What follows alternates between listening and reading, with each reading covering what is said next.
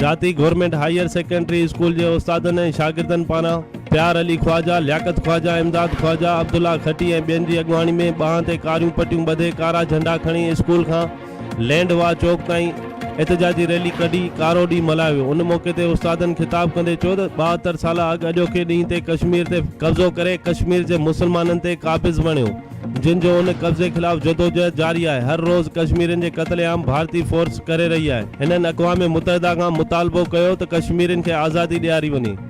Report Sagar Hanif थईम झाती।